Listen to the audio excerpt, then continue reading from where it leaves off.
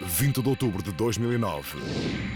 No caso Freeport e depois da carta incriminatória, do e-mail incriminatório e do fax incriminatório, o país aguarda com ansiedade o pombo-correio incriminatório. O nosso convidado de hoje é Bernardino Soares, o forcado que picou Manuel Pinho no Parlamento. Notícias. Comentários. Um genérico com coisas a andar à roda. Gato fedorento esmiuça os sufrágios.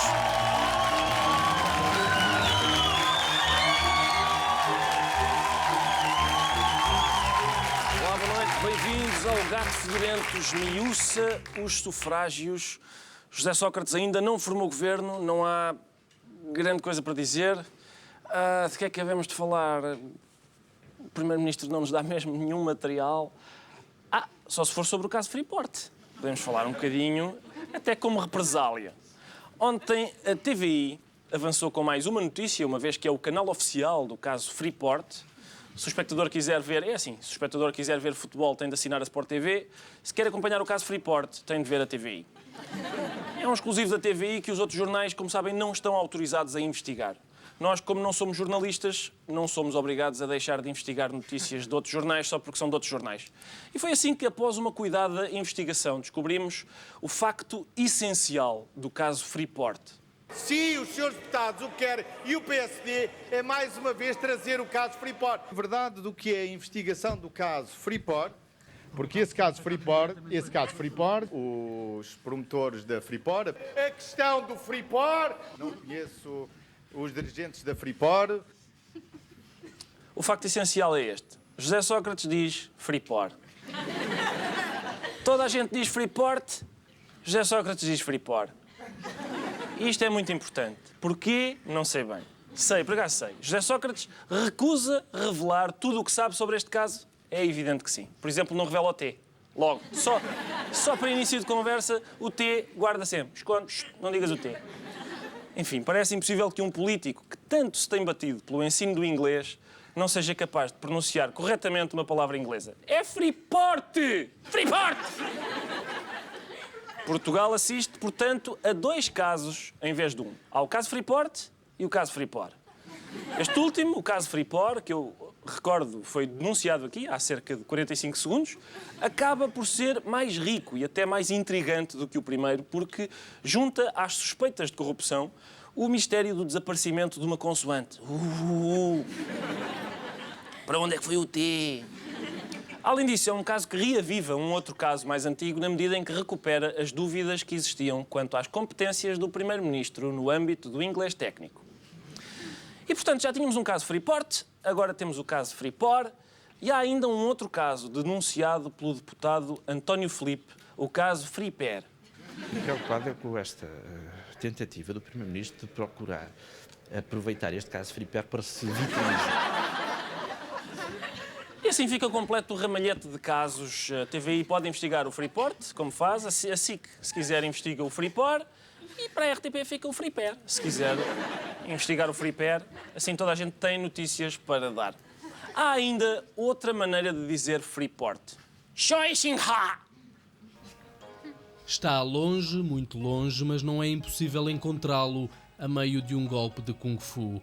Ao Semanário Expresso, Hugo Monteiro mandou um recado ao primo Sócrates. Diz que regressa da China antes do Natal e que vai pedir-lhe desculpa por ter usado o seu nome para obter benefícios junto dos promotores do Freeport.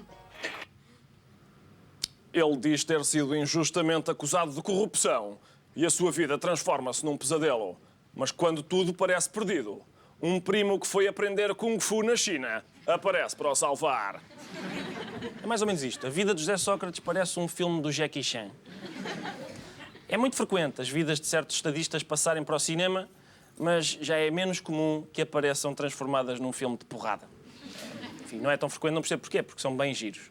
Ontem chegou então outro desenvolvimento, um fax trocado entre administradores do Freeport refere a existência de um suborno. Em direto de Alcochete está Miguel Góis, o magnífico escarnecedor.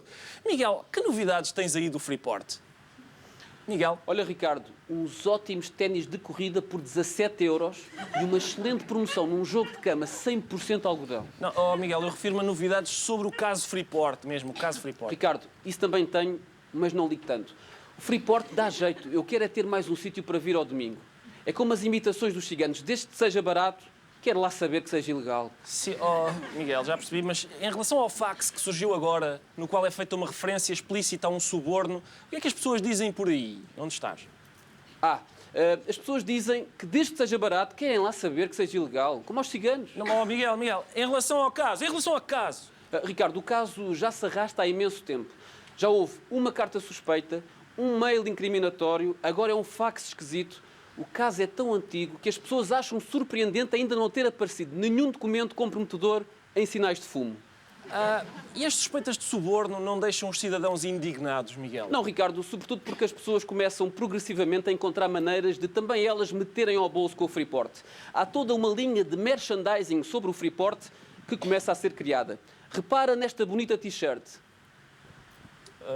O meu corruptor foi ao Freeport e só me trouxe esta t-shirt, mas como já me tinha dado 3,2 milhões de euros, por mim tudo bem. Como vês, Ricardo, o Freeport gera lucros. Aliás, ao que parece, ainda antes de estar construído, já estava a dar lucro a alguém. Há muito poucos negócios em que isso acontece. E ainda criticam isto. É incrível.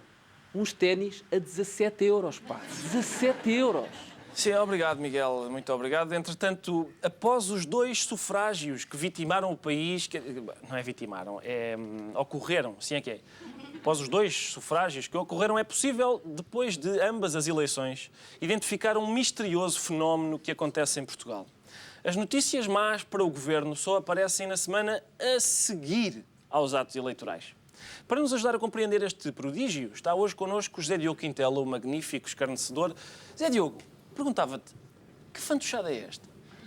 Olha, Ricardo, esta fantochada é uma espécie de triângulo das Bermudas das notícias más para o governo. Há uma zona do calendário antes das eleições em que as notícias más para o governo desaparecem. Portanto, repara nas notícias que vieram a público na semana logo a seguir às autárquicas. A Quimonda Portugal dispensou hoje 590 trabalhadores, mas o sindicato está surpreendido com a decisão. A entidade reguladora para a comunicação social reprovou por unanimidade a decisão da administração da TVI de suspender o Jornal Nacional de sexta-feira. Cá está. Pressões à imprensa e despedimentos só são noticiados depois das eleições. Sim, senhor, estou muito impressionado. Claro que estás impressionado, Ricardo. E repara, mesmo a chuva só começou a cair a sério depois de estarem os votos todos contadinhos. Isso é verdade. Depois das chuvas de ontem, há um afluente do Tejo a correr pelo meio de Lisboa que não havia antes. Repara agora nas notícias que saíram logo após as legislativas. O déficit que este ano deverá disparar para 5,9%, é mais do dobro do que no ano passado. A derrapagem vai levar à abertura de um procedimento por déficit excessivo contra Portugal. A Prisa, dona da TVI, acaba de anunciar a venda de 35% da média capital à Ongoing.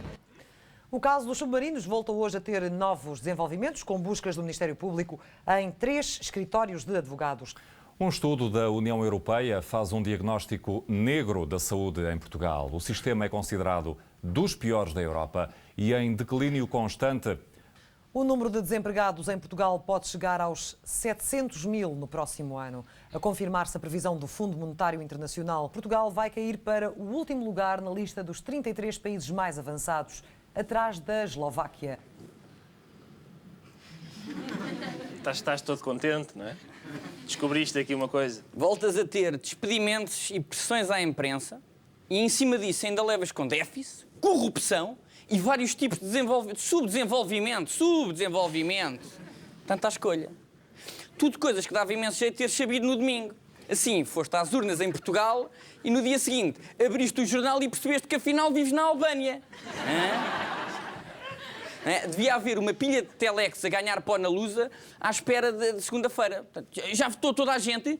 Então deixa sair as notícias que eu já não vejo a secretária desde a pré-campanha. Muito bem, Zé Diogo. Telex. Muito obrigado. Não, está quieto. Está quieto. Tiremos o Zé Diogo daqui, se faz favor. Obrigado, Zé Diogo. Vamos fazer agora um pequeníssimo intervalo e já voltamos. Até já.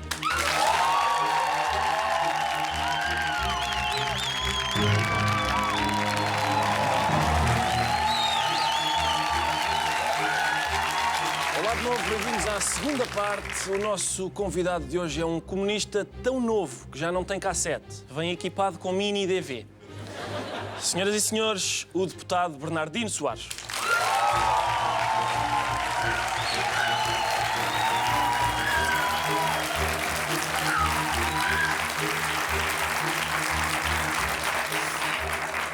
Doutor Bernardino Soares, boa noite, muito obrigado por ter vindo. Muito boa noite. Agradeço-lhe. Eu queria fazer-lhe... A primeira pergunta era esta. Zita Seabra, Vital Moreira, Mário Lino, José Magalhães... Eu não estou a enumerar estes nomes só para o aborrecer. Vem mesmo uma pergunta a caminho. Já escolheu o partido burguês para o qual vai mudar-se depois de se fartar do comunismo? Tem um cardápio à sua escolha. Bem sei, porque não estou a pensar nisso e penso que isso não vai acontecer, tenho a certeza que isso não vai acontecer. Mas, de facto, o PCP tem exportado quadros para vários partidos e falta aí gente do CDS, que eu não vou falar nisso para não criar nenhum constrangimento. É Celeste Cardona, se calhar, será? Não confirmo nem desminto. Mas eu acho que isso prova que o PCP é uma grande escola de formação política e que isso é de tal maneira que até exporta para outros partidos. Eu, por ser relativamente jovem, tive a sorte de não conhecer nenhum desses enquanto estava no PCP. Para mim já são todas pessoas de outros partidos. Muito bem, mas é isso, o PC é uma espécie de escola de formação de políticos, é uma espécie de Sporting sem ofensas. Não. Isso é que é já uma ofensa um bocadinho mais... Muito bem. É todo vermelho, Sr. Doutor, é isso? Exatamente. Muito bem. Sr. Doutor, o senhor é de esquerda, é jovem. Porquê é que não está no Bloco de Esquerda? Bom, eu também acho que é tempo de acabar esse mito que os jovens estão no Bloco de Esquerda. Aliás, há milhares de jovens todos os anos a entrar para o PCP e certamente muitos outros hão de entrar nos próximos anos. E, enfim, acho que eles não me vão levar a mal, mas os principais dirigentes do Bloco de Esquerda não são propriamente debutantes da política nacional, digamos assim, não é? Doutor, mas o Francisco Louçã é jovem há muito tempo. É verdade. Enfim, Sr. Doutor, eu tinha que lhe fazer esta pergunta. Quero, antes de mais nada, dar-lhe os parabéns, porque o ministro Manuel Pinho não foi demitido depois de cometer 117 gafes, aquelas 117 que cometeu. Eu contabilizei 117, outras pessoas têm outra contagem. Ele foi demitido apenas depois da resposta dele a um à parte seu no Parlamento. Eu queria dar-lhe os meus parabéns por isso. Aquele gesto que ficou célebre foi feito na sua direção. O que é que o senhor lhe disse que o irritou àquele ponto? E a segunda pergunta é: que à partes é que tem preparados para novos membros do governo? Bom, quanto aos novos, tenho primeiro que saber quem são e, como vocês disseram na primeira parte, isto em relação ao Primeiro-Ministro, tirando o que foi dito na primeira parte, não se passa nada e, portanto, ainda não sabemos, ainda tenho que preparar esses à partes. Mas em relação ao Ministro Manuel Pinho, o que lhe disse foi uma coisa que lhe andámos a dizer desde fevereiro e que tinha a ver com a entrega por ele, enquanto cidadão, não enquanto Ministro, foi assim que foi apresentado, num jogo do Aljustrelense, de um cheque da EDP para comprar de 5.000 euros, salvo erro, para comprar camisolas para o clube, cujo presidente era o candidato do PS à autarquia. E foi isso que eu lhe disse, mais uma vez, e ele não resistiu e respondeu. Aliás, eu, para os novos ainda não tenho, mas 2 ou 3 dias depois estive num jantar lá do meu partido e uma camarada minha, que é professora, veio-me dizer que trazia recados das suas colegas se eu não podia fazer o mesmo com a Maria de Lourdes Rodrigues, mas já não tive a oportunidade. Claro, mas era muito bonito. Eu gostava de presenciar esse momento. Desejo-lhe boa sorte para a nova legislatura. Obrigado. A azucrinar os membros do governo. O Sr. Doutor esteve presente nesta audiência com o Primeiro-Ministro, esta audiência em que o Primeiro-Ministro convidou os partidos da oposição para fingir que gostava mesmo de dialogar com eles. Não sentiu a tentação, a certa altura, de dizer muito bem, aceitamos uma coligação consigo, só para ver o ar de pânico dele? Não... Por acaso, uma das incongruências que se aponta é que não se pode querer, de facto, fazer um acordo e propô-lo ao CDS e ao PCP. Se os dois aceitassem, eu não sei o que é que ele fazia, como é que ia encontrar ali um equilíbrio entre todos. Havia uma coisa gira em tempos, que era União Nacional, era assim que se chamava, congregava toda a gente. Mas acho que está um bocadinho ultrapassado. Está ligeiramente. Está um bocadinho ultrapassado. De qualquer forma, ele, enfim, aquilo... Digamos que podíamos sintetizar aqueles encontros na pergunta: vocês não querem nenhuma coligação? Pois não. É isso, era mais ou menos este o sentido daqueles encontros. Querem coligar-se? Não porquê. Era mais ou menos isto a questão. Sr. Doutor, não seria útil construir um muro de Berlim que separasse o Alentejo das outras províncias? Não se chamaria Muro de Berlim, acho eu, mas o Muro de Vila Viçosa, uma coisa... Bom, isso parte de um pressuposto que é de que nós temos muita implantação no Alentejo e pouca no resto do país. Mas nós até, em sítios no Norte, temos juntas de freguesia, que são governadas pelo PCP e pela CDU. Olha, até no município do Valentim Loureiro há lá uma junta de freguesia, São Pedro da Cova, que continua a ser governada pelos comunistas, apesar do Valentim Loureiro. Mas eu acho que essa proposta também tinha outro problema, é que esse muro deixaria de fora a festa do Avante, não é? E na festa do Avante há muita coisa boa, não é só as imperiais, não é? Há assim mais umas coisas interessantes e acho que ficava mal fora do muro. Eu quero referir mais uma vez, doutor, que estive na festa do Avante em trabalho e mexi em imperiais, mas foi só para as tirar e servir às outras pessoas. Não estive a enfrascar-me de imperiais. Não, isso é, aliás, talvez a única situação possível em que se ajuda ao mesmo tempo o PCP e o António Pires de Lima do CDS, porque cada imperial que sai... Ora, aí está. Foi o que fez. Foi o que eu fiz, de facto. Doutor, o PCP defende os trabalhadores explorados, mas sinto que faz falta alguém que defenda o PCP. Nomeadamente da exploração que é feita ao PCP pelo Partido Ecologista Os Verdes, que é eleito à custa do PCP, ninguém sabe bem o que é que eles fazem. O que é que se passa a isso? Bom, eu não tenho mandato para defender os Verdes, não é o meu partido, e portanto, mas posso dizer, apesar de tudo, que penso que essa apreciação não é muito justa. Ainda hoje ouvia na rádio um conjunto de iniciativas que apresentaram e se perguntar ao engenheiro Sócrates se ele voltar cá o que é que ele acha das perguntas dos verdes, ele é capaz de ficar um bocado verde com essa questão, que ele irrita-se muito com as perguntas dos verdes. Deve ter sido por ter sido o Ministro do Ambiente, suponho. Talvez. Suponho. Eles devem saber coisas uns dos outros.